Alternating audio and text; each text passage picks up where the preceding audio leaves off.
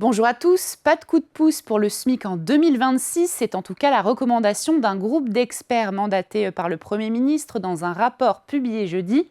Selon eux, il faudrait s'en tenir à la hausse automatique de 1,4% prévue dans le Code du travail, cohérente avec une inflation attendue autour de 1%.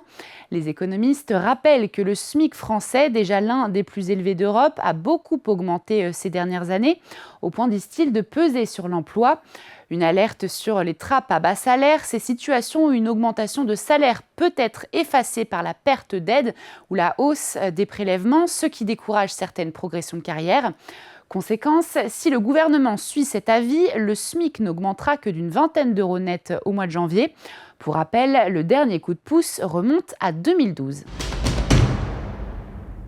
Et puis, autre augmentation annoncée pour 2026, les prix des carburants qui grimperont de 4 à 6 centimes par litre dès le 1er janvier.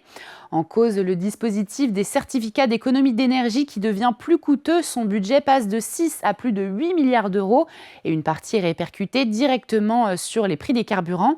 Créé en 2005, ce système oblige les fournisseurs d'énergie à financer des travaux permettant de réduire la consommation d'énergie. En échange de chaque aide versée, ils reçoivent un certificat et doivent atteindre un quota fixé par l'État. Selon l'Union française des industries pétrolières, les CEE pèsent déjà 11 centimes sur chaque litre et côté distributeur, impossible d'absorber la hausse. Seule éclaircie possible, une baisse du prix du baril qui pourrait compenser un peu. Et alors que novembre touche à sa fin, le marathon des fêtes démarre, mais cette année, le budget cadeau des Français s'annonce particulièrement serré.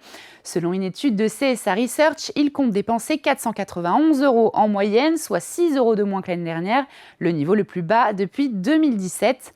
Conséquence, les ambitions sont revues à la baisse, les cadeaux restent la priorité, mais ils seront parfois moins nombreux, plus qualitatifs. Pour alléger la note, les familles traquent les promotions et dans les magasins de jouets, les offres attirent déjà les foules. Le repas du réveillon, lui, passe au second plan, même si certains s'y prennent tôt pour acheter des produits festifs, comme le foie gras avant la hausse des prix. À noter que pour certains spécialistes de la consommation, les meilleures affaires se feront à la toute dernière minute, quand les commerçants bradent ce qu'ils ne peuvent ou ne veulent pas garder, mais forcément, le choix sera plus réduit. Et voilà, Parlons Cash Hebdo, c'est fini. On se retrouve la semaine prochaine sur Boursorama.